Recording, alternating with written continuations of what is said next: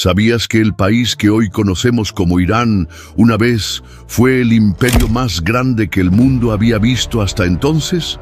¿Y que cambió su nombre hace menos de 100 años por razones que te sorprenderán? Esta es la historia extraordinaria de cómo una tierra en el corazón de Asia se convirtió en la cuna de civilizaciones, el hogar de profetas y poetas, y el escenario de algunas de las batallas más decisivas de la historia humana. Es la historia de cómo Persia se convirtió en Irán, pero también es mucho más que eso. Es la historia de cómo se forjó una identidad que ha sobrevivido a invasiones, conquistas y revoluciones durante más de 3000 años. Imagina por un momento una vasta meseta rodeada de montañas imponentes, desiertos que registran temperaturas infernales y mares que conectan continentes. Esta es la meseta iraní, una tierra que desde tiempos ancestrales ha sido tanto fortaleza natural como puente entre mundos. Pero para entender cómo nació aquí uno de los imperios más fascinantes de la historia, debemos retroceder hasta el segundo milenio antes de Cristo, cuando pueblos misteriosos comenzaron a migrar hacia estas tierras áridas. Los arqueólogos han descubierto que mucho antes de que llegaran los persas, esta región ya albergaba civilizaciones sofisticadas. Los elamitas, por ejemplo, habían construido ciudades impresionantes como Susa, donde desarrollaron uno de los sistemas de escritura más antiguos del mundo. Sus zigurats se alzaban orgullosos en el paisaje y sus artesanos creaban objetos de una belleza que aún hoy nos deja sin aliento. Pero los elamitas no eran los únicos habitantes de esta tierra de contrastes. Tribus nómadas, comerciantes de caravanas y agricultores de oasis creaban un mosaico cultural complejo y dinámico. Fue en este contexto que, alrededor del año 1500 a.C., comenzaron a llegar desde el norte oleadas de pueblos que cambiarían para siempre el destino de la región. Estos recién llegados no eran conquistadores brutales, sino pastores y agricultores que hablaban lenguas que hoy reconoceríamos como familiares. Sorprendentemente, las palabras que usaban para padre y madre, pitar y matar, sonaban muy similares al latín pater y mater, y por tanto a nuestro padre y madre. Esto no era casualidad. Estos pueblos hablaban lenguas indoeuropeas, de la misma familia que el español, el francés, el inglés y docenas de otros idiomas modernos. Los especialistas llaman a estos pueblos indoiranianos y se dividían en múltiples tribus, cada una con sus propias tradiciones y territorios. Gradualmente se establecieron en diferentes partes de la meseta. Algunos se dirigieron hacia el este, hacia lo que hoy es Afganistán y la India. Otros se quedaron en la meseta central. Entre estos últimos, dos grupos destacarían por encima de todos: los medos, que se asentaron en las montañas del noroeste, y los persas, que eligieron las tierras más al sur, en una región que llamaron Pars, palabra de la que derivaría más tarde el nombre Persia. Estos pueblos trajeron consigo algo más que nuevas lenguas y costumbres.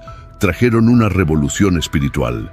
Adoraban a un Dios supremo llamado Ahura Mazda, el Señor Sabio, y seguían las enseñanzas de un profeta llamado Zoroastro. Esta religión, el zoroastrismo, introdujo conceptos revolucionarios para su época: el bien y el mal como fuerzas cósmicas en conflicto, el libre albedrío humano para elegir entre ambos y la promesa de un juicio final donde la justicia triunfaría.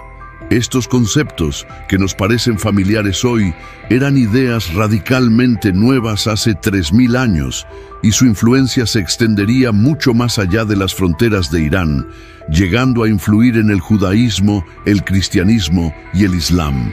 Para entender la grandeza que vendría después, necesitamos conocer a los verdaderos pioneros del poder en la meseta iraní, los medos.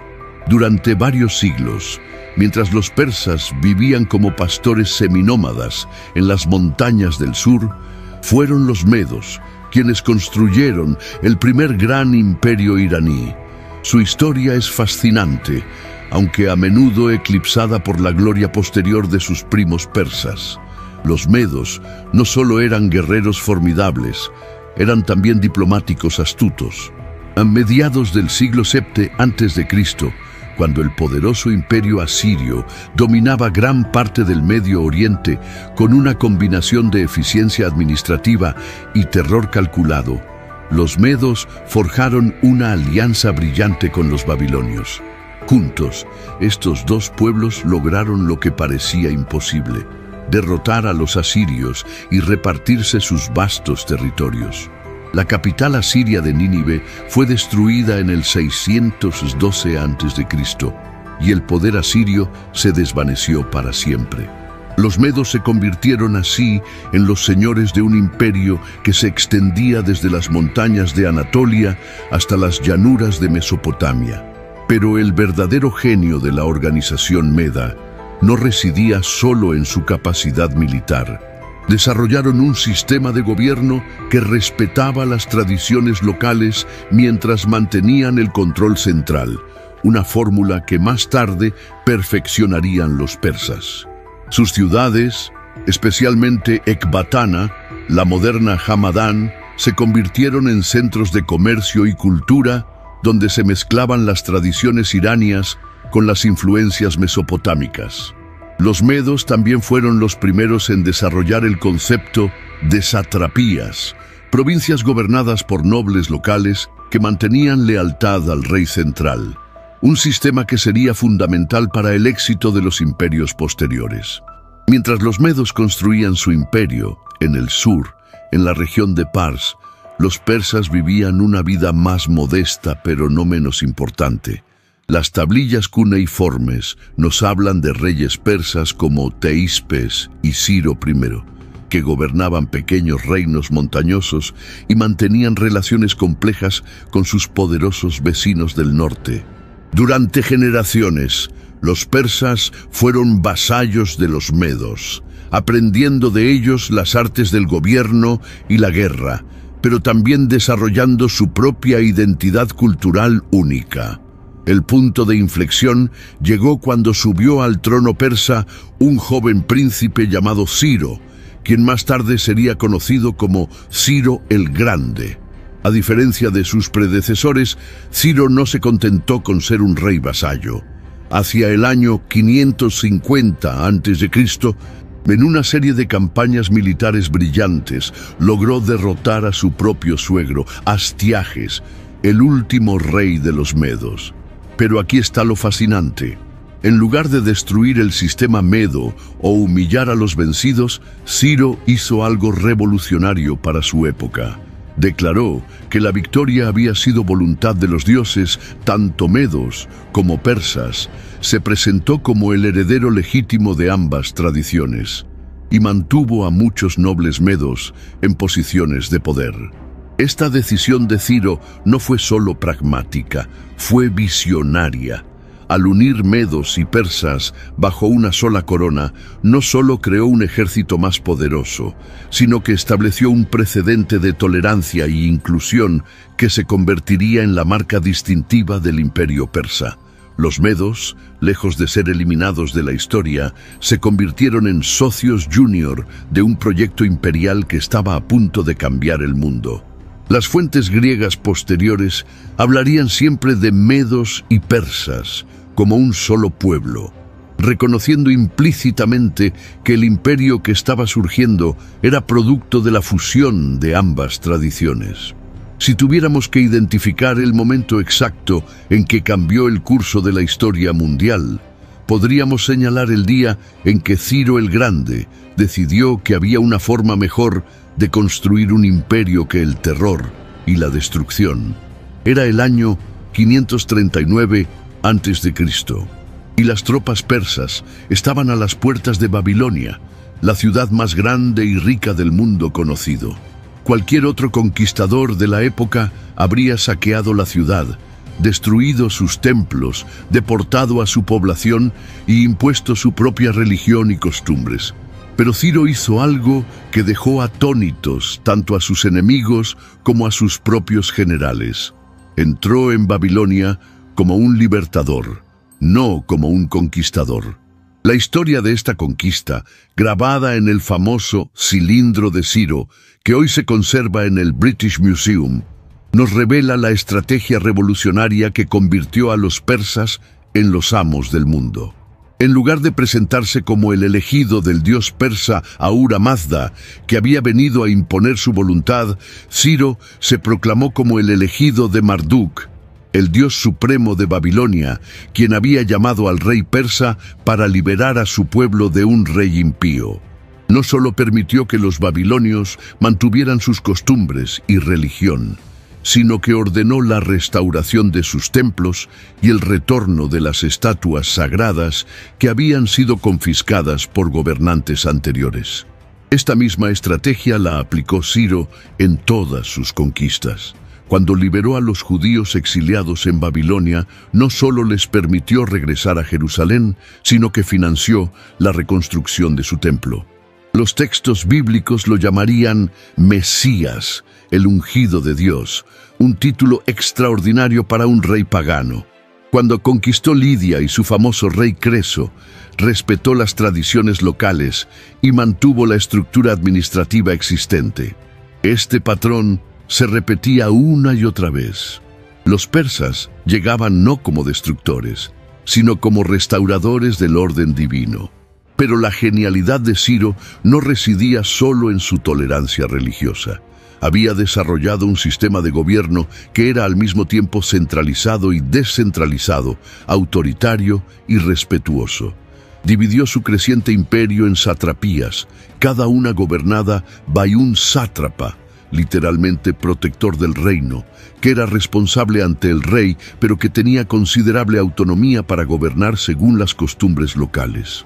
Estableció un sistema de comunicaciones revolucionario, la famosa carretera real que conectaba Sardis en Anatolia con Susa en el corazón del imperio, permitía que los mensajes reales viajaran más de 2.500 kilómetros en solo una semana gracias a un sistema de relevos de jinetes. El resultado de esta estrategia fue asombroso. En menos de 30 años, Ciro y sus sucesores crearon un imperio que se extendía desde el río Indo hasta el mar Egeo, desde las estepas de Asia Central hasta las cataratas del Nilo. Era un imperio que incluía aproximadamente el 40% de la población mundial de la época, uniendo bajo una sola administración a pueblos tan diversos como los griegos de Anatolia, los judíos de Palestina, los egipcios del Nilo, los babilonios de Mesopotamia y los bactrianos de Asia Central. Nunca antes en la historia humana se había visto algo semejante.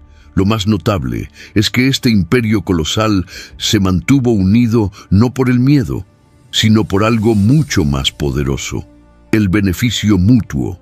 Los comerciantes podían viajar desde India hasta Grecia, protegidos por las leyes persas.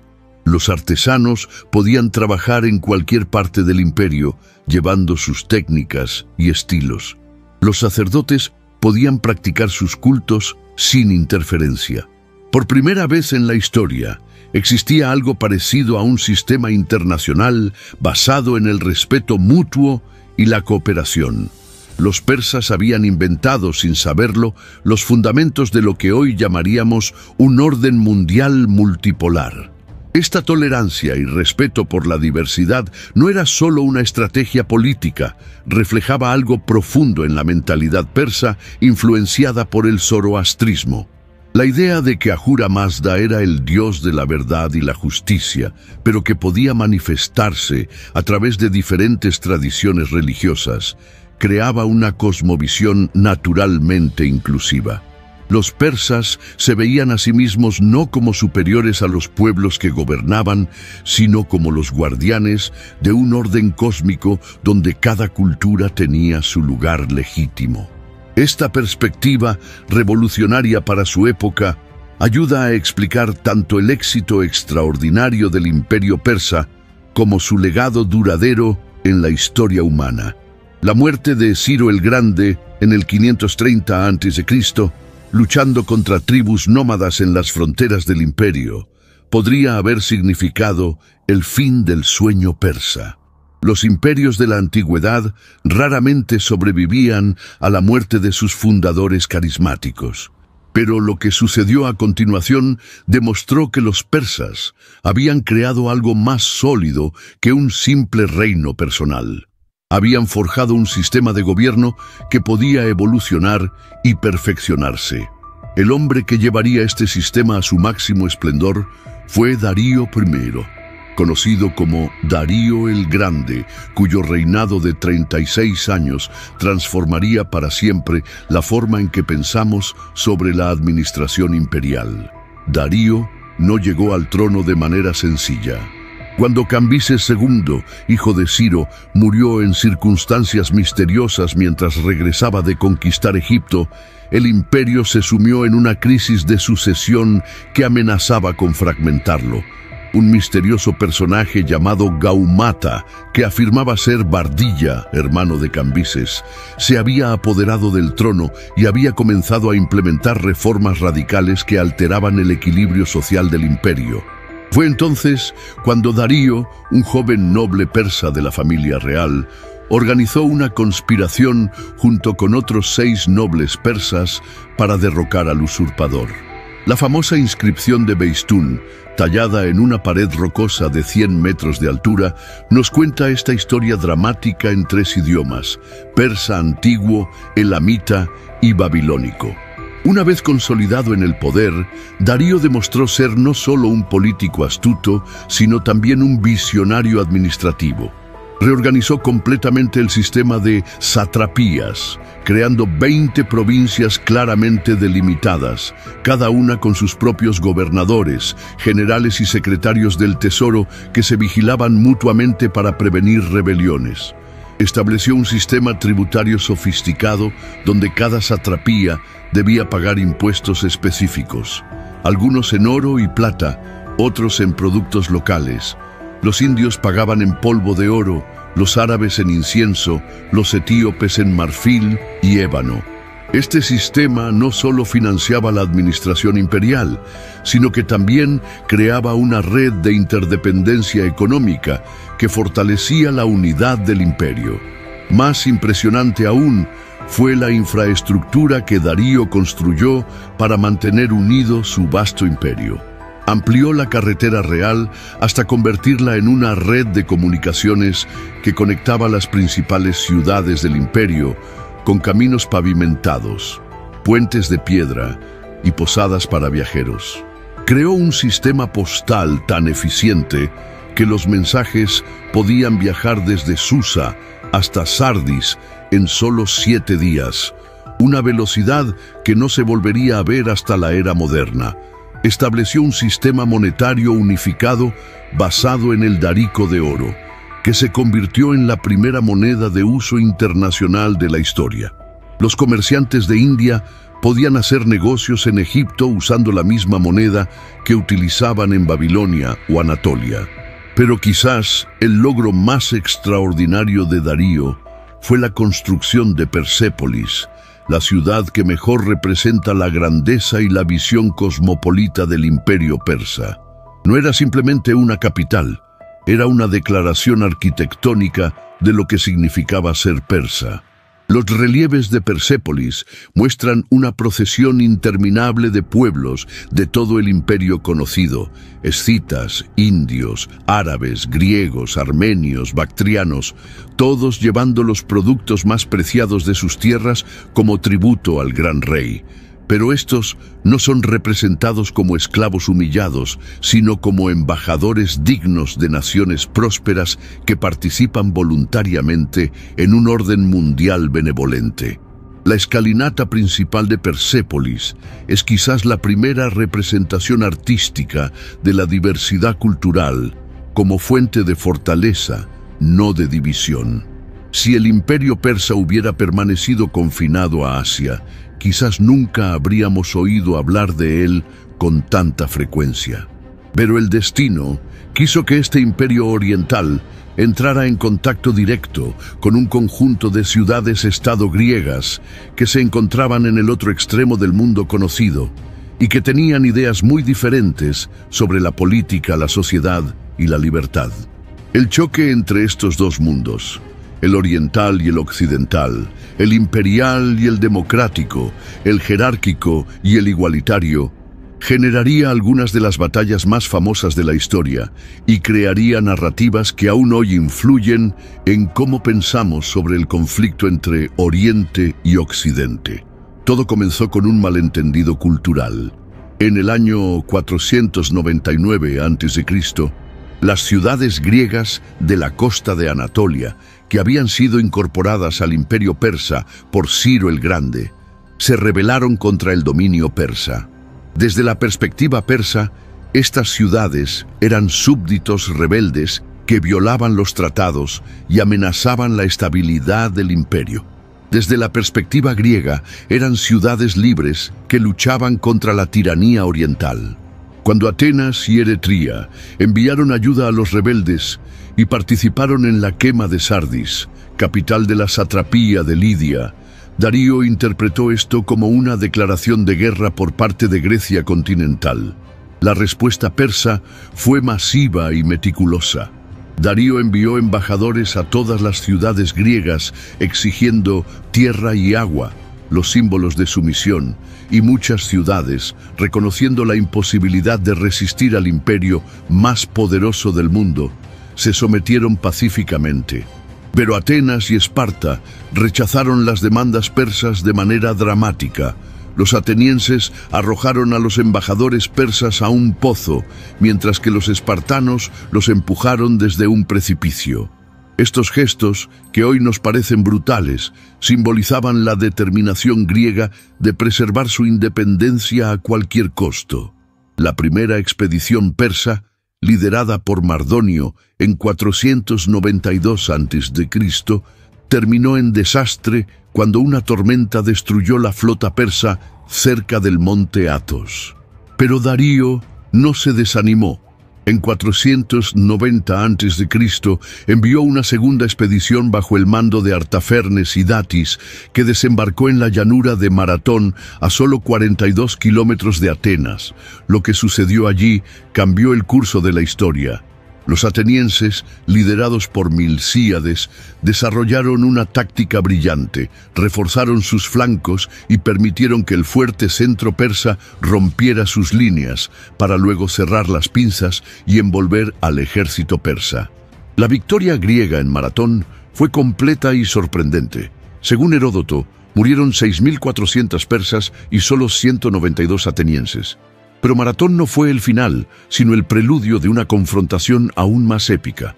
Darío murió en 486 a.C., mientras preparaba una tercera expedición, y su hijo Jerjes I heredó tanto el trono como el deseo de venganza.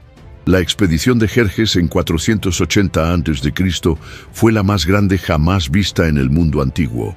Según las fuentes griegas, probablemente exageradas, incluía 7 millones de soldados de todas las partes del imperio. El ejército era tan grande que cuando cruzó el Helesponto por un puente de barcas, tardó 7 días y 7 noches en pasar completamente. La diversidad de este ejército era asombrosa. Incluía inmortales persas con sus túnicas bordadas, arqueros escitas de las estepas, elefantes de guerra indios, caballería bactirana, infantería egipcia y marinos fenicios. El enfrentamiento en las Termópilas se convirtió en el símbolo de la resistencia occidental contra el despotismo oriental. Cuando Jerjes envió emisarios a Leónidas de Esparta exigiendo que entregara las armas, el rey espartano respondió con las famosas palabras «Molon labe», «ven a tomarlas». Durante 3 días, 300 espartanos y varios miles de aliados griegos resistieron el ataque de todo el ejército persa en el estrecho desfiladero de las Termópilas.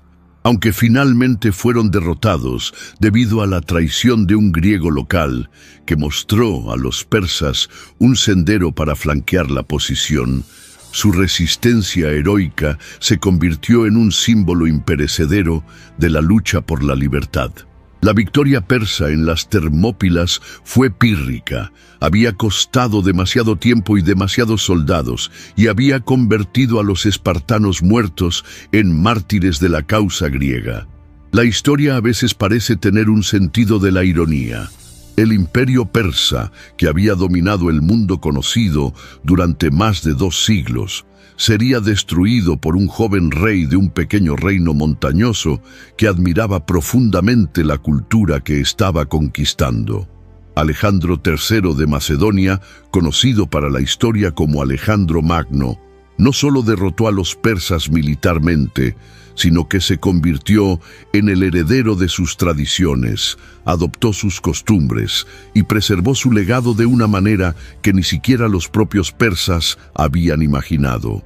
Cuando Alejandro cruzó el Helesponto en 334 a.C. con apenas 35.000 hombres, pocos habrían apostado por sus posibilidades de éxito contra el imperio persa.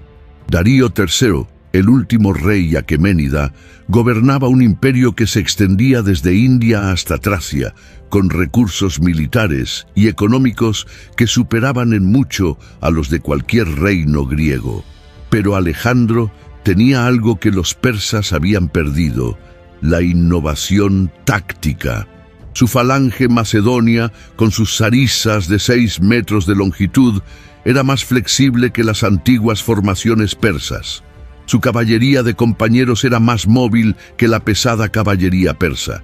Y sobre todo, él mismo era un general de genio tácticamente superior y un líder que inspiraba una lealtad fanática en sus tropas. Las 3 grandes batallas que decidieron el destino del imperio persa: Gránico, 334 a.C., Isos, 333 a.C. y Gaugamela, 331 a.C., demostraron no solo la superioridad táctica macedonia, sino también la crisis interna que atravesaba el imperio. En Gaugamela, Darío III había reunido un ejército de más de 100.000 hombres, incluyendo los famosos carros con hoces, caballería pesada y tropas de élite de todo el imperio. Pero cuando la batalla se inclinó en favor de Alejandro, Darío huyó del campo de batalla, abandonando no solo a su ejército, sino también a su familia, que fue capturada por los macedonios.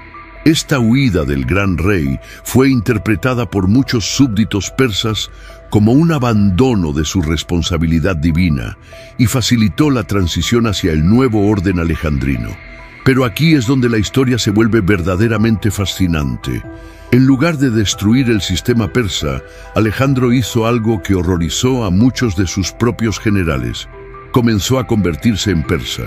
Adoptó la ceremonia de la prosquinesis, el ritual de postrarse ante el rey que era normal en la corte persa, pero que los griegos consideraban degradante. Comenzó a vestir ropa persa, especialmente la túnica real púrpura y el cinturón dorado que simbolizaban la autoridad imperial. Se casó con Roxana, una noble bactriana, y más tarde organizó una boda masiva en Susa, donde él y 80 de sus oficiales se casaron con mujeres persas de la alta nobleza, creando así una nueva élite greco-persa. Esta persianización de Alejandro no era solo una estrategia política, reflejaba una admiración genuina por la civilización que había conquistado.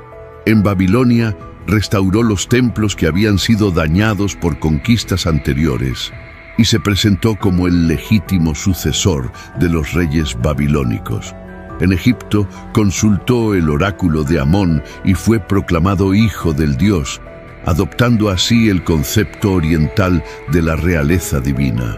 En Persépolis, aunque inicialmente permitió que la ciudad fuera saqueada e incendiada, en lo que él mismo más tarde llamaría un error cometido en estado de embriaguez, Posteriormente, ordenó reparaciones extensas y declaró que el incendio había sido una venganza por la destrucción de Atenas, no un ataque contra la cultura persa.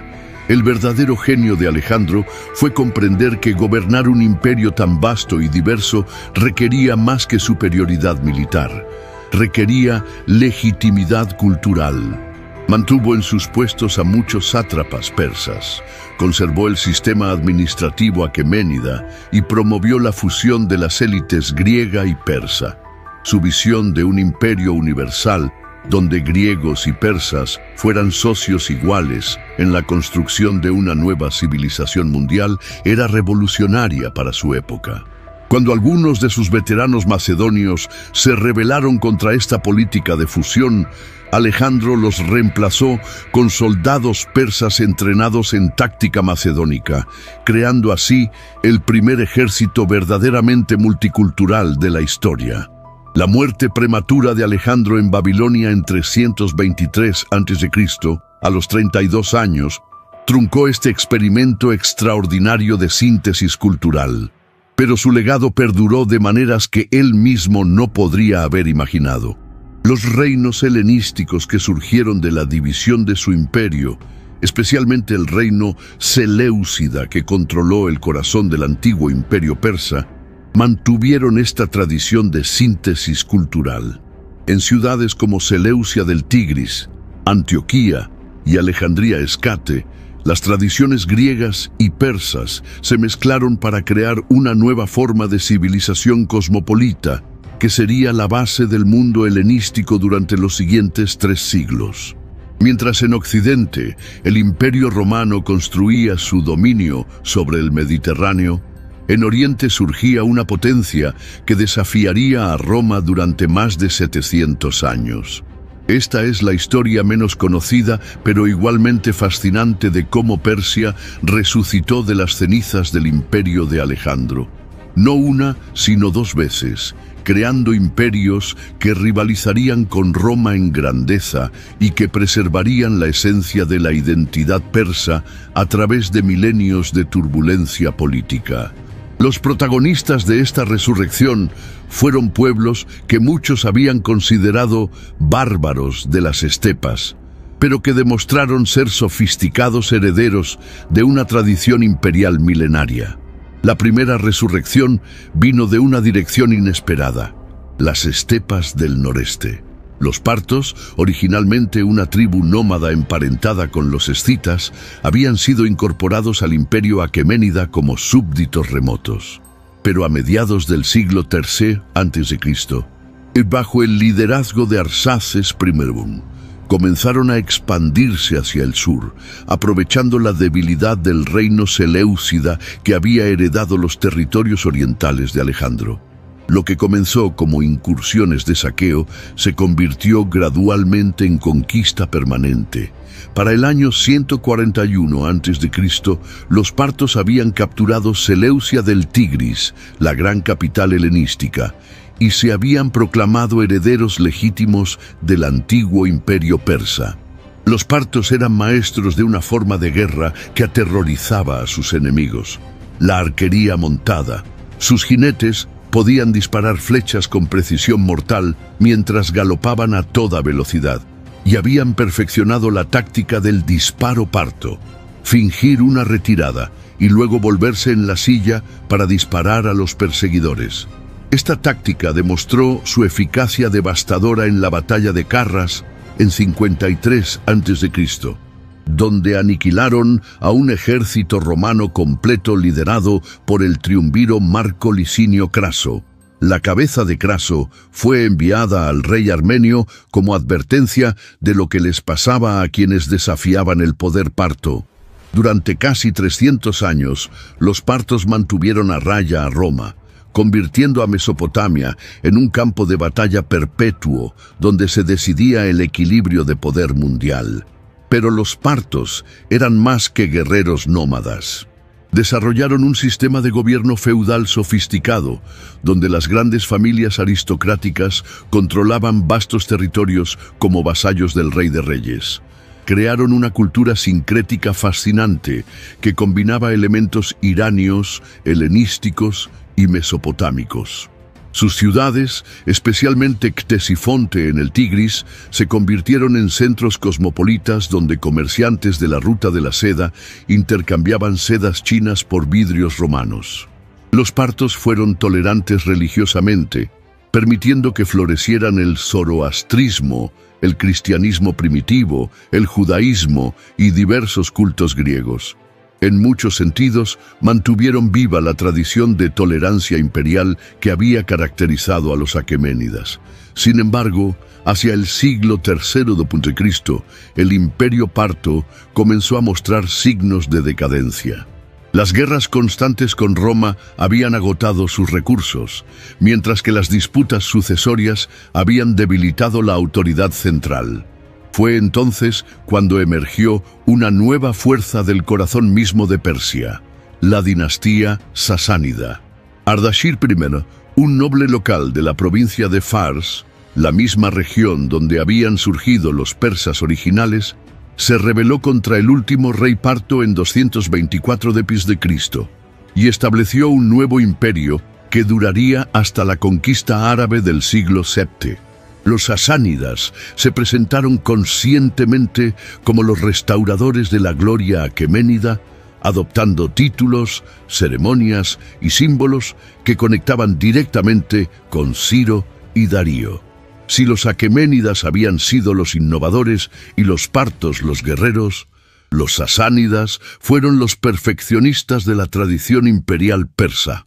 Durante más de 400 años, 224-651 d.C., donde crearon lo que muchos historiadores consideran la síntesis más refinada de la cultura persa antigua, un estado teocrático sofisticado que combinaba el poder real absoluto con una ortodoxia religiosa zoroastriana, una administración imperial eficiente y una cultura artística y intelectual que influiría profundamente en el mundo islámico posterior. Bajo los sasánidas, Persia no solo recuperó su posición como superpotencia mundial, sino que desarrolló una identidad cultural que sobreviviría a la propia dinastía.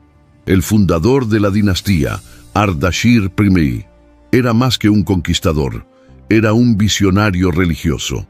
A diferencia de los partos, que habían sido tolerantes con diversas religiones, Ardashir estableció el zoroastrismo como religión oficial del Estado y se proclamó a sí mismo como el elegido de Ahura Mazda para restaurar la pureza de la fe. Creó una jerarquía sacerdotal poderosa encabezada por el Mobadan-Mobad, sacerdote de sacerdotes, que tenía autoridad sobre todos los asuntos religiosos del imperio. Esta decisión tendría consecuencias profundas. Por primera vez en la historia persa, existía una ortodoxia religiosa oficial que definía qué significaba ser verdaderamente persa. El apogeo del poder sasánida llegó bajo Khosrow I Anushirvan, 531-579 p.C., conocido como el de alma inmortal, quien transformó su reino en el centro intelectual más importante del mundo conocido.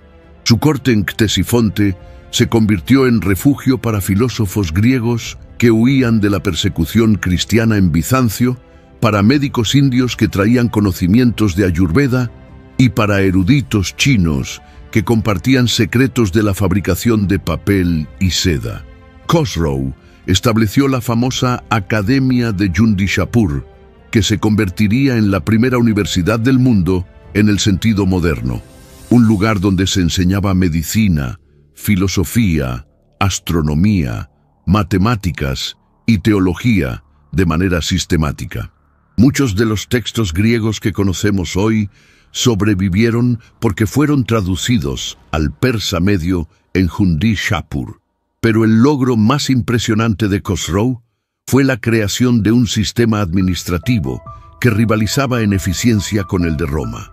Dividió el imperio en 4 grandes regiones, cada una gobernada por un Spagbed, comandante supremo, que respondía directamente al rey.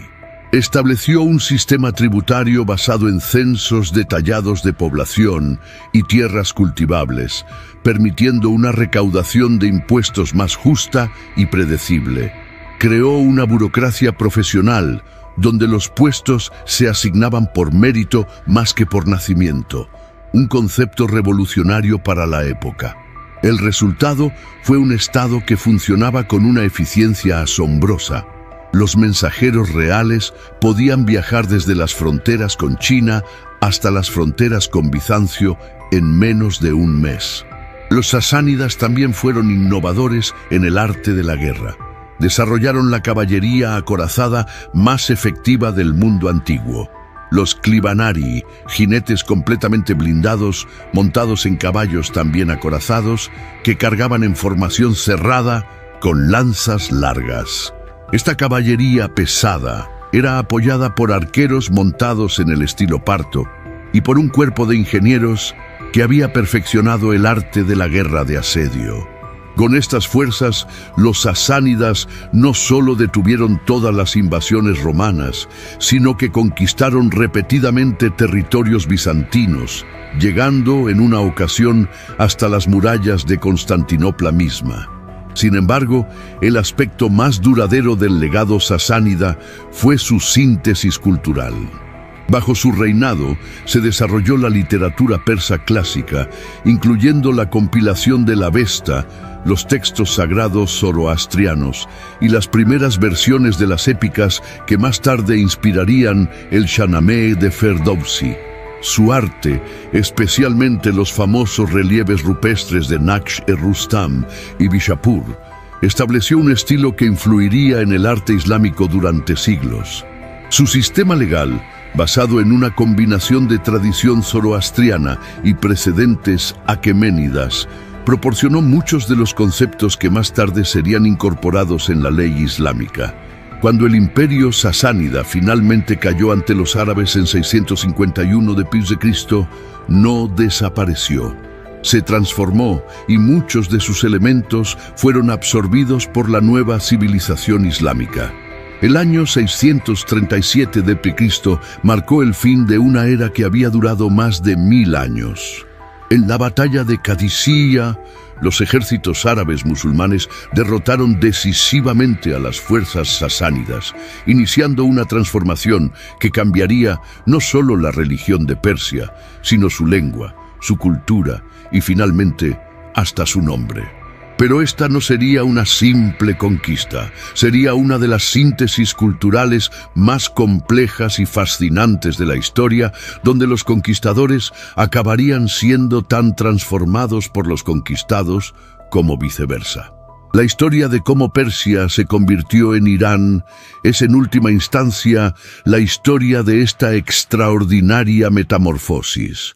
La conquista árabe de Persia no fue instantánea ni uniforme, mientras que las ciudades principales cayeron relativamente rápido debido al colapso del gobierno central sasánida. Muchas regiones montañosas mantuvieron su independencia durante décadas. En lugares como Tabaristán, Gilan y Dailam, nobles persas continuaron gobernando como señores locales, manteniendo vivas las tradiciones zoroastrianas y la lengua persa. Esta resistencia gradual permitió que la transición al Islam fuera más un proceso de integración que de imposición violenta. Muchos nobles persas se convirtieron al Islam, pero mantuvieron sus posiciones de poder, creando una élite islamo-persa que sería fundamental en el desarrollo posterior de la civilización islámica. El proceso de islamización de Persia fue lento y complejo. Contrariamente a la creencia popular, no hubo conversiones masivas forzadas. El zoroastrismo era reconocido por los árabes como una religión del libro, lo que significa que los zoroastrianos podían mantener su fe pagando un impuesto especial, la jizya. Durante los primeros 2 siglos del dominio árabe, la mayoría de la población persa probablemente siguió siendo zoroastriana. La conversión al Islam fue gradualmente incentivada por ventajas sociales y económicas. Los musulmanes pagaban menos impuestos, tenían mejor acceso a puestos gubernamentales y podían participar plenamente en la nueva sociedad cosmopolita que estaba emergiendo. Para el siglo X, la mayoría de los persas se habían convertido al Islam, pero habían transformado la religión en el proceso. Los persas no fueron receptores pasivos de la cultura árabe. Fueron agentes activos en la formación de la civilización islámica. Muchos de los más grandes teólogos, filósofos, científicos y poetas del Islam clásico fueron persas. Al-Bukhari, compilador del hadith más respetado; Al-Razi, el médico más famoso del mundo medieval; Al-Biruni, pionero del método científico; Ibn Sina, Avicena, cuya obra médica se enseñó en Europa durante 600 años. Los persas desarrollaron la tradición de la falsafa, filosofía islámica. Crearon la poesía mística sufí y establecieron muchas de las instituciones educativas que caracterizarían al mundo islámico. En muchos sentidos, los persas persianizaron el Islam tanto como el Islam islamizó a Persia. La verdadera revolución llegó en el siglo XVI con la dinastía safávida. Shah Ismail I, fundador de la dinastía, tomó una decisión que cambiaría para siempre la identidad de Persia. Declaró el Islam chiita como religión oficial del Estado. Esta decisión no fue puramente religiosa, fue geopolítica. Los safávidas necesitaban diferenciarse tanto del Imperio Otomano suní al oeste como de los uzbecos suníes al este. Al adoptar el chiismo, crearon una identidad nacional distintiva que combinaba la herencia persa antigua con una interpretación particular del Islam. Esta síntesis chiita-persa se convirtió en la base de la identidad iraní moderna. Pero la pregunta que nos trajo hasta aquí permanece: ¿cuándo exactamente Persia se convirtió en Irán? La respuesta revela una de las ironías más fascinantes de la historia moderna. Durante siglos, los propios habitantes de la región habían usado ambos términos de manera intercambiable. Irán venía del persa antiguo Aryanam, tierra de los arios, un término que se remontaba a los tiempos aqueménidas. Persia venía del griego Persis, refiriéndose originalmente solo a la provincia de Fars, pero extendido por los extranjeros para denominar todo el imperio. Internamente, el país había sido llamado Irán en la literatura persa durante más de 1000 años. El Shahnameh de Ferdowsi, escrito en el siglo XI, se refiere consistentemente a Irán y a los iranios. El cambio oficial llegó en 1935, cuando Reza Shah Pahlavi, el fundador de la dinastía Pahlavi, envió una circular a todas las embajadas extranjeras solicitando que usaran Irán en lugar de Persia en todas las comunicaciones oficiales. Sus motivaciones eran complejas. Quería modernizar la imagen internacional de su país, distanciarse de las connotaciones orientalistas que se habían acumulado alrededor del nombre Persia y enfatizar la continuidad histórica con el pasado preislámico. Esta decisión generó controversia tanto dentro como fuera del país. Muchos persas sentían que Persia evocaba una herencia cultural gloriosa, mientras que algunos occidentales veían el cambio como un capricho de un dictador modernizante. La historia no terminó ahí. Bajo Mohammad Reza Pahlavi, el hijo de Reza Shah, el país experimentó una modernización acelerada financiada por el petróleo, pero también una represión política creciente. La tensión entre tradición y modernidad, entre identidad persa e islámica, entre orientación occidental y valores autóctonos, eventualmente estalló en la Revolución de 1979. El régimen del Ayatolá Khomeini mantuvo el nombre Irán, pero lo redefinió como República Islámica de Irán, enfatizando la identidad islámica sobre la persa. Hoy, más de 40 años después de la revolución, Irán sigue lidiando con estas tensiones identitarias. Es principalmente heredero de Ciro y Darío, o de Ali y Hussein? ¿Es una nación persa que adoptó el Islam o una nación islámica de herencia persa? Quizás la respuesta sea que Irán es ambas cosas y ninguna de ellas completamente. Es el producto de tres. 0 años de síntesis cultural continua, donde cada conquista, cada dinastía, cada revolución ha añadido nuevas capas sin borrar completamente las anteriores. El zoroastrismo aún influye en el Islam iraní. La poesía preislámica aún resuena en la literatura contemporánea. Los ideales de justicia de Ciro aún informan el discurso político moderno. En este sentido, la pregunta ¿cuándo Persia se convirtió en Irán? Quizás sea menos importante que entender cómo una identidad cultural ha logrado mantener su continuidad esencial a través de transformaciones que habrían destruido sociedades menos resilientes. Irán hoy es tanto heredero de Persépolis como de Isfahán, tanto del fuego sagrado como de la media luna, tanto de los versos de Hafez como de los principios de Jomeini. Es esta capacidad de síntesis, más que cualquier fecha específica en el calendario, lo que define la extraordinaria historia de cómo Persia se convirtió en Irán.